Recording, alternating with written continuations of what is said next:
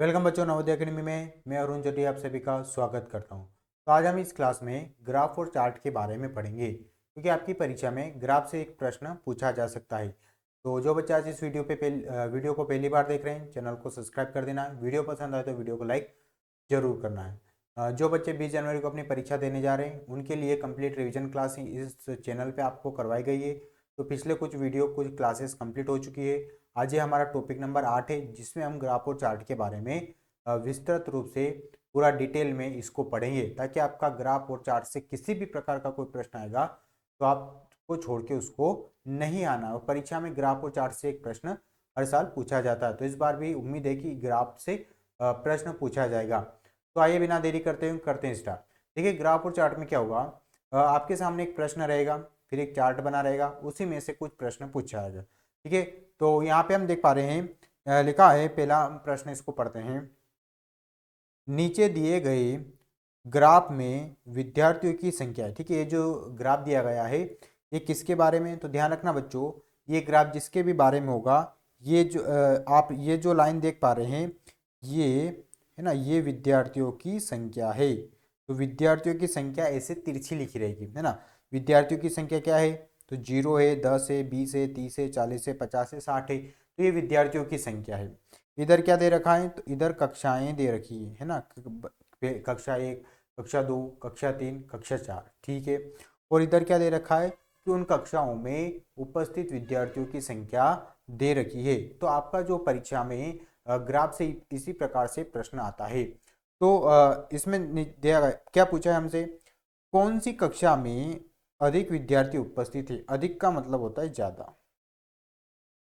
ठीक है बच्चों, अधिक का मतलब होता है ज्यादा। कौन सी कक्षा में सबसे ज्यादा विद्यार्थी उपस्थित हैं, तो हम यहाँ पे देखेंगे कि जो हमारा ग्राफ है वो सबसे ऊंचा कहाँ पे, तो हम सबसे ऊंचा देख पा रहे हैं, ये यहाँ पे है। ठीक है, ये यहाँ पे हमारा ग्राफ है। और ये जो ग्राफ सबसे ऊंचा है, ये किसके सामने आ रहा है, तो हम यहाँ पे देख पा रहे हैं कि जो ग्राफ है ये 50 के बिल्कुल सामने आ रहा है। तो क्योंकि ये ग्राफ सबसे ऊंचा है, और तो ये कौन सी कक्षा का है, तो हम यहाँ पे नीचे देखेंगे। ठीक है, कक्षा 4, कक्षा 3, कक्षा 2 और कक्षा 1, ये अलग अलग कक्षा के हैं। तो कक्षा 4 में कितने विद्यार्थी हैं, 50 विद्यार्थी। तो हमारा उत्तर क्या आ जाएगा, हमारा उत्तर डी आ जाएगा। जिन बच्चों ने विकल्प नंबर डी बताया है उनका बिल्कुल सही आंसर होगा। ठीक है, ठीक है।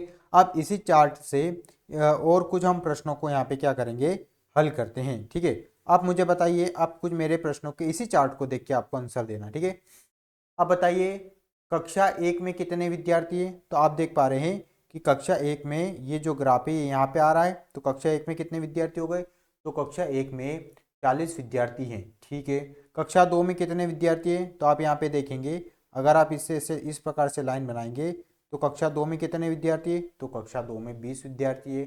ठीक है, अच्छा, कक्षा 3 में कितने विद्यार्थी है, तो कक्षा 3 में हम यहाँ से ग्राफ बनाएंगे इसको, तो हम देख पा रहे हैं कि कक्षा 3 जो है वो 10 पे आ रहे हैं। मतलब कक्षा 3 में कितने विद्यार्थी है, तो कक्षा 3 में 10 विद्यार्थी है। और कक्षा 4 की अभी हमने बात की थी, कक्षा 4 में कितने विद्यार्थी है, तो इस लाइन को इस प्रकार से हम यहाँ पे मैच करेंगे। तो कक्षा 4 में 50 विद्यार्थी है। तो इस प्रश्न का तो उत्तर हमारा आ गया डी वाला। लेकिन अगर आपसे पूछा जाए कि कक्षा 1 के विद्यार्थी कितने हैं, तो 40 है। कक्षा 2 के विद्यार्थी कितने हैं, 20 है।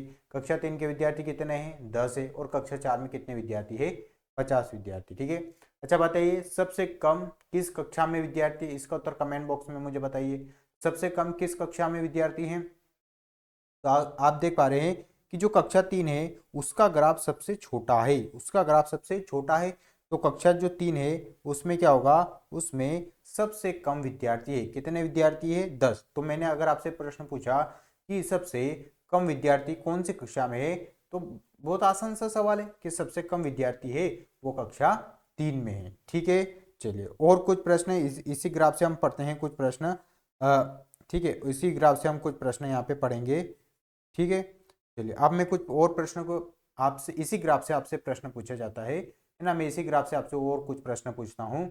बताइए, कक्षा 2 और कक्षा 3 के विद्यार्थियों की कुल संख्या कितनी है, यानी कि कक्षा 2 में और कक्षा 3 में कुल कितने विद्यार्थी हैं। तो आप क्या करेंगे, कक्षा 2 का देखेंगे कि कक्षा 2 में कितने विद्यार्थी है, तो कक्षा 2 में 20 विद्यार्थी है। और कक्षा 3 में कितने विद्यार्थी, तो कक्षा 3 में 10 विद्यार्थी है। तो 20 और 10 को जोड़ेंगे तो हमारा उत्तर क्या आ जाएगा, तो हमारा उत्तर 30 आ जाएगा, यानी कि कक्षा 2 और कक्षा 3 में मिला के टोटल 30 विद्यार्थी हैं। ठीक है, और कुछ प्रश्न सुन लीजिए। कक्षा 1 और कक्षा 4 में मिला के कुल कितने विद्यार्थी? कक्षा 1, ठीक है, आपसे इस ग्राफ के बारे में, कक्षा 1 में और कक्षा 4 में मिला के कुल कितने विद्यार्थी है? तो आप देख पा रहे हैं कि कक्षा 1 में 40 विद्यार्थी हैं। ठीक है, तो हम यहाँ पे लिख देंगे 40, और कक्षा 4 में 50 विद्यार्थी है, तो ये लिख देंगे हम 50। उसने कुल पूछा है, तो हम दोनों को क्या करेंगे, यहाँ पे जोड़ देंगे। तो दोनों मिला के कक्षा 1 और कक्षा 4 में टोटल 90 विद्यार्थी हैं। तो देखिए, एक ग्राफ होगा, उससे कई सारे प्रकार के प्रश्न आपसे पूछे जा सकते हैं। इसमें सबसे अधिक पूछा जा सकता है, छोटा पूछा जा सकता है, कम पूछा जा सकता है, औसत पूछा जा सकता है। ठीक है, कोई दो ग्राफ का आपसे योग पूछा जा सकता है, किसी भी प्रकार से कोई प्रश्न पूछा जा सकता है। ठीक है, चलिए अगले प्रश्न की ओर हम चलते हैं। प्रश्न नंबर 2। प्रश्न नंबर 2 है, किसी शहर में होने वाली वर्षा को सेंटीमीटर में दर्शाया गया। ठीक है, कोई शहर है, वहाँ पे कुछ वर्षा होगी, तो उसको सेंटीमीटर में दर्शाया गया है। सबसे अधिक और सबसे कम वर्षा वाले दिन का अंतर ज्ञात कीजिए। ठीक है, तो देखिए, ये जो यहाँ पे दिया गया है, ये क्या है, तो ये सोमवार से शनिवार तक हमारे वार दिए गए कि सोमवार को क्या है, मंगलवार, बुधवार, गुरुवार, शुक्रवार और शनिवार। और यहाँ पे जो दिया गया है वो वर्षा दी गई है, सेंटीमीटर में यहाँ पे वर्षा दी गई है कि सोमवार के दिन कितनी वर्षा हुई। तो देखिए बच्चों, यहाँ पे सोमवार पे अगर हम ला रहे हैं तो ये बीच में आ रहा है ना, लेकिन बीच में तो कोई नंबर नहीं लिखा है, तो हम क्या करेंगे, 20 और 10 के बीच का नंबर कौन है, 15। तो हम यहाँ पे 15 को मानना है आपको। ठीक है, यदि ग्राफ बीच में कहीं पे रह जाता है तो आपको ध्यान रखना बच्चों, वो बीच का कहीं का नंबर होगा, यानी कि वो संख्या के ऊपर का, वो संख्या के नीचे का, तो बीच का कहीं एक नंबर होगा। तो जैसे ये हमारा जो ग्राफ है ये बिल्कुल बीच में आ रहा है, लेकिन बीच में तो कोई नंबर नहीं है, तो हम 20 और 10 के बीच का कौन होगा, 15। तो सोमवार के दिन कितने सेंटीमीटर वर्षा हुई है, तो सोमवार के दिन 15 सेंटीमीटर वर्षा हुई। ठीक है, चलिए मंगलवार के दिन कितनी सेंटीमीटर वर्षा हुई, बताइए आप जल्दी से कमेंट बॉक्स में। मंगलवार के दिन कितने सेंटीमीटर वर्षा हुई है? बहुत बढ़िया है, मंगलवार के दिन 20 सेंटीमीटर वर्षा हुई है, क्योंकि ये जो जा रहा है कहाँ पे जा रहा है, ये 20 पे जा रहा है। तो मंगलवार के दिन कितना सेंटीमीटर वर्षा हुई है, तो मंगलवार के दिन 20 सेंटीमीटर वर्षा हुई है। ठीक है, चलिए और चलते हैं आगे। फिर आपसे पूछा जाए, है ना, अभी हम इस प्रश्न को बाद में करेंगे, पहले हम ग्राफ को समझ लेते हैं। बुधवार के दिन कितनी वर्षा हुई, तो हम देख पा रहे हैं कि फिर से अगर हम ये बुधवार वाली जो ये है, इसको अगर हम इस प्रकार से आगे बढ़ाते हैं तो ये बिल्कुल बीच में आता है।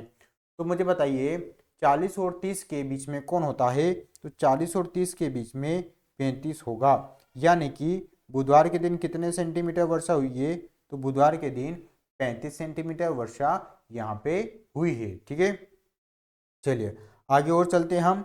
गुरुवार के दिन, तो गुरुवार के दिन आप देख पा रहे हैं कि बिल्कुल लाइन के बिल्कुल यहाँ पे आ रहा है, तो गुरुवार के दिन कितने सेंटीमीटर हो जाएगी, तो गुरुवार के दिन 10 सेंटीमीटर वर्षा यहाँ पे हुई है। ठीक है, तो हम एक एक वार का बता रहे हैं। ठीक है, चलिए अगला है शुक्रवार। तो शुक्रवार को हम देख पा रहे हैं कि जो शुक्रवार का ग्राफ है वो बिल्कुल 40 के सीध में है। तो शुक्रवार को कितनी वर्षा हुई है, तो शुक्रवार को 40 सेंटीमीटर वर्षा हुई है। फिर हम चलते हैं शनिवार के दिन, तो आप फिर से देख पा रहे हैं कि जो शनिवार है ये क्या कर रहा है, ये 40 और 50 के बीच में यहाँ पे हमको दिखाई दे रहा है।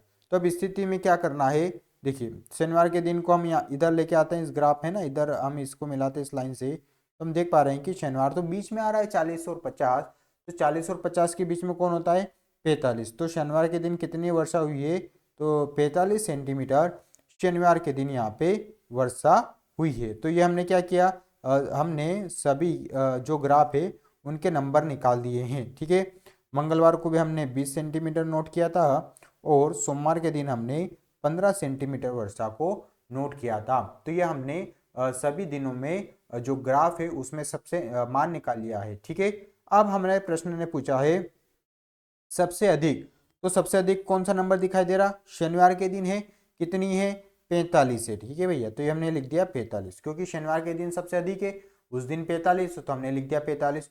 और पूछा है सबसे कम, तो सबसे कम कौन सा है, तो ये नंबरों में सबसे कम जो छोटा, सबसे छोटा वाला ग्राफ दिखाई दे रहा वो गुरुवार का दिखाई दे रहा, और गुरुवार का कितनी सेंटीमीटर वर्षा हुई, 10, तो हमने लिख दिया 10। और उसने बोला है दोनों का अंतर ज्ञात कीजिए। अंतर का मतलब क्या होता है, घटाना, तो इसको हम घटाएंगे तो हमारा उत्तर कितना आ जाएगा, 35। बी वाला इसका बिल्कुल सही आंसर आ जाएगा। ठीक है, तो जिन बच्चों ने विकल्प नंबर बी बताया है उनका बिल्कुल सही आंसर होगा। ठीक है, तो ये हमने देखिए इसमें सभी निकाल दिया है। इसमें पिछले वाले जो ग्राफ में पूछा था उसमें तो ये पूछा था कि सबसे अधिक वर्षा सबसे अधिक किसमें, लेकिन इसमें पूछा है सबसे अधिक और सबसे कम जो है उन दोनों का अंतर पूछा है। कभी कभी वो योगफल पूछेगा तो हम इन दोनों को क्या करेंगे, यहाँ पे जोड़ देंगे। ठीक है, चलिए अब मैं आपसे इस ग्राफ से कुछ प्रश्न पूछता हूँ, उन प्रश्नों के उत्तर आपको कमेंट बॉक्स में बताना है। ठीक है, चलिए बताइए, बुधवार और गुरुवार को मिला के कुल कितनी सेंटीमीटर वर्षा हुई। ध्यान से समझना बच्चों, बुधवार और गुरुवार दोनों दिन मिला के कुल कितनी सेंटीमीटर वर्षा हुई है, ये आपसे पूछा गया, कुल पूछा गया। तो बुधवार के दिन आप देख पा रहे हैं कितना है, 35, और गुरुवार को आप देख पा रहे हैं कितना है, 10। तो दोनों को हम जोड़ देंगे तो उत्तर कितना आ जाएगा, 45। तो बुधवार और गुरुवार को टोटल कितनी सेंटीमीटर वर्षा हुई है, तो बुधवार और गुरुवार को टोटल 45 सेंटीमीटर वर्षा हुई है। तो इस प्रश्न का उत्तर ये हो जाए। ठीक है, प्रश्न ऐसा भी पूछा जा सकता है, कौन से वार को सबसे अधिक वर्षा हुई है, तो शनिवार को सबसे अधिक वर्षा हुई है। कौन से वार को सबसे कम वर्षा हुई है, तो गुरुवार के दिन सबसे अधिक कम वर्षा हुई है। तो प्रश्न एक ही ग्राफ से अलग अलग प्रकार से पूछे जा सकते हैं। ठीक है, तो ये हमारे इस प्रश्न का उत्तर तो हो गया डी वाला, 35 सेंटीमीटर। ठीक है, चलिए ये दो ग्राफ हमारे हो गए। अगले प्रश्न की ओर चलते हैं, प्रश्न नंबर 3। प्रश्न नंबर 3 है, 5 छात्र, ठीक है, जिसमें रेखा है, स्वाति है, निखर है, राम है और हेमंत की उम्र नीचे ग्राफ में दी गई है, तो सभी की आयु का औसत ज्ञात कीजिए। हमसे यहाँ पे पूछा है बच्चों औसत, औसत यानी कि एवरेज।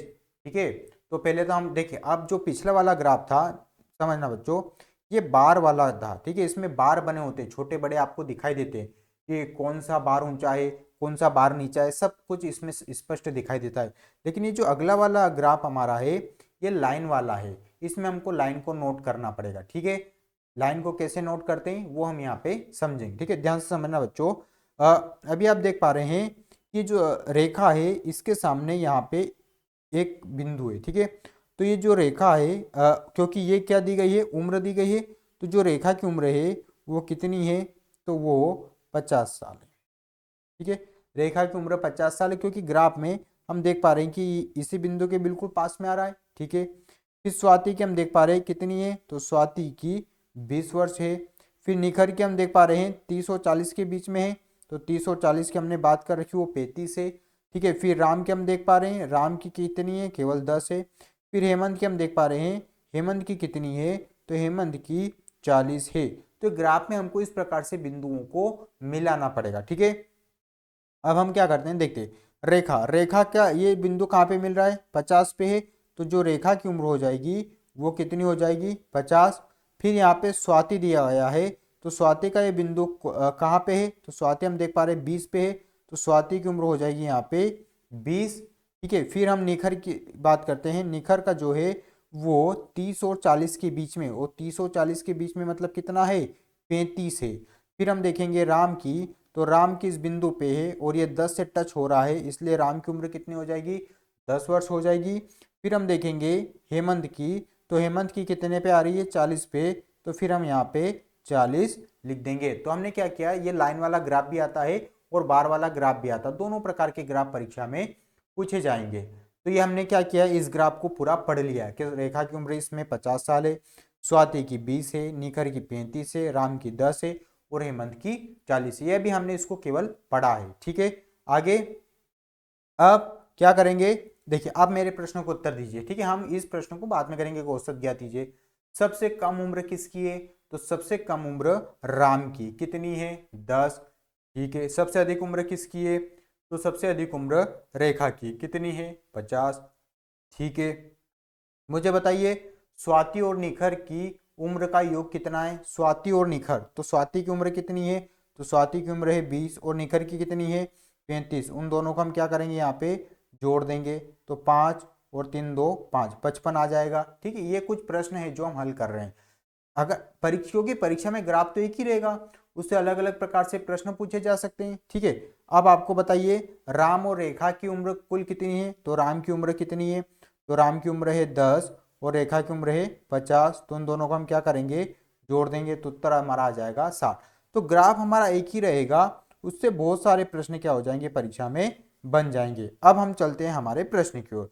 देखिए इस प्रश्न ने पूछा है कि इन दोनों की औसत आयु ज्ञात कीजिए, मतलब औसत ज्ञात करना है इनकी आयु का, इनकी उम्र का। तो हम क्या करेंगे, औसत कैसे पता करते हैं, औसत का सूत्र क्या होता है, आंकड़ों का योग बटे में आंकड़ों की कुल संख्या।